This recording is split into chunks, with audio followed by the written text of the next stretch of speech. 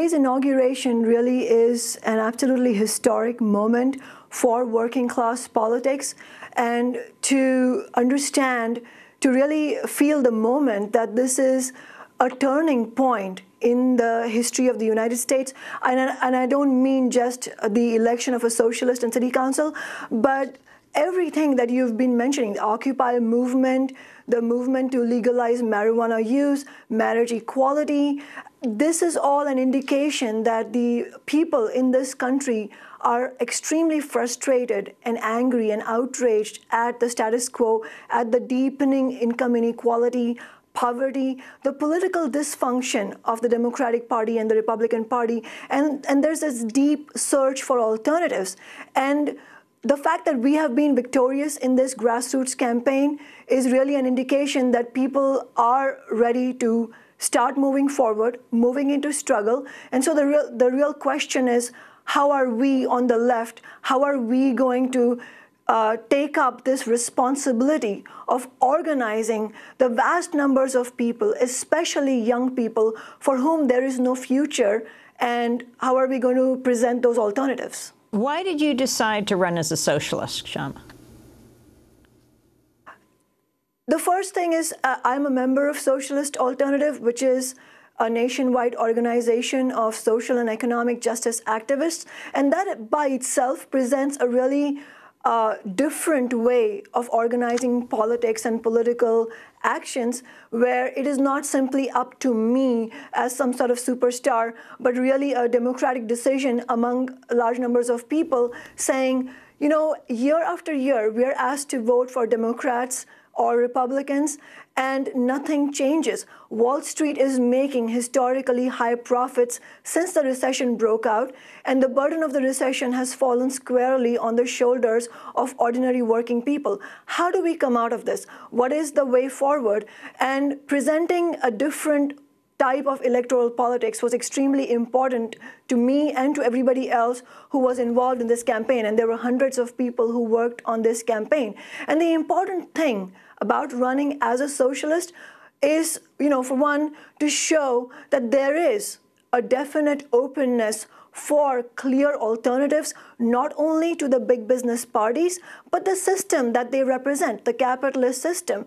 And if you look at recent polls, they show that people, especially young people, are much more open to socialism than you would find out from the corporate media.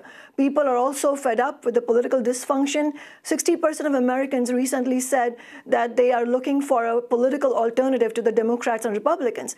And everybody says, well, don't you have to vote for Democrats because otherwise the evil Republicans will come in? And of course, it's absolutely correct that Republicans and the right wing need to be defeated, but at the same time, it is important to recognize that the reason the right wing, the Tea Party, and the Republicans gain any sort of ascendancy over the American people is because the Democrats do not present an alternative. The Tea Party arose because of Obama's administration's failure to deal with the outrage against the bank bailouts, and the Tea Party channeled it. So really, it's up to us to present a different way of doing that, to really show that working people can fight for ourselves. It's not simply about electoral politics. The electoral arena is one avenue where we can, gain a hold, occupy the space, so to say. But really, the question is, how are we going to organize overall? How are we going to have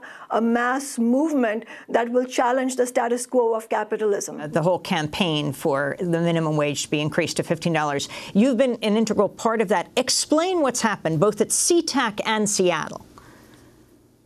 Yes, this really started with, the growing discontent against economic inequality and the abysmal standard of living and the race to the bottom that is being meted out to the vast majority of people, especially the younger generation, low-wage workers. And as you all have covered on Democracy Now!, December 5th of 2012 was a pivotal day when fast food workers walked out in New York City, very courageously, might I say, to take a stand on $15 an hour and the right to unionize without retaliation.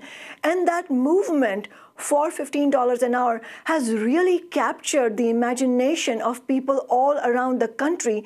And as you mentioned, the SeaTac initiative last year in 2013 went through, people voted in a majority to give $15 an hour to all the workers there, especially the airport workers.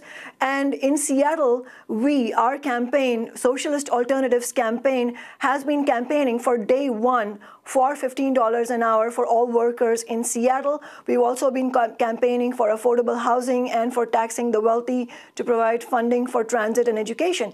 And now this battle has come full force to Seattle. You mentioned the mayor in the third day of his term talking about $15 an hour for 600 city employees. We're saying that this is a positive step forward, and it really reflects how much groundswell of support there has been. The movement has really been building up. And I would urge everybody to go to 15now.org. That is 15now.org. That's the website we have launched. It's a grassroots campaign that we are starting to mobilize in Seattle to fight for 15 in 2014. And I would urge all your viewers and listeners to go to the website, volunteer, sign up to help out. Please give your financial contributions. It doesn't matter whether you are in Seattle or not. This is the epicenter of $15 an hour, and we need the support of everybody all around the country. And I think it's important to see how dramatically different the political terrain here is today since before Occupy. Before Occupy, there was a lot of disenchantment and sort of a feeling of demoralization. Occupy ended the silence on inequality, and really it put capitalism at front and center. The question of the fact that we need a system change.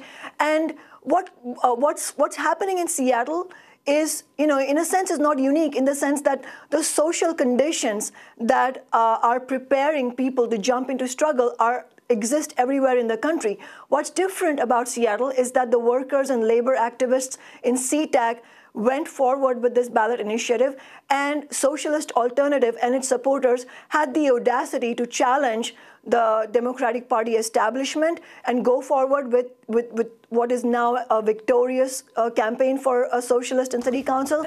And that's an example, a seed for something that can be carried over. And so I would urge everybody to support us. Kshama, very quickly, in your state, in Washington, the 30,000-member Union of Machinists has narrowly accepted a new contract from Boeing that includes major concessions on pensions, health care benefits, wage growth.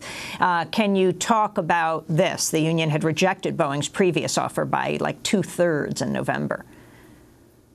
Yes, and in fact, for people who have been following the news, you will know that Boeing workers, the workers in the state of Washington, have been extremely courageous, and we've been in solidarity with them in rejecting the really this is economic blackmail by the Boeing CEOs, and they have extracted tens of billions of dollars of subsidies from the state. And this is yet another example of why we need an alternative to the Democrats and Republicans. The Democrats have colluded as much as the Republicans in the state legislature, totally sold out the Boeing workers and urging them to accept this real assault on their living standards.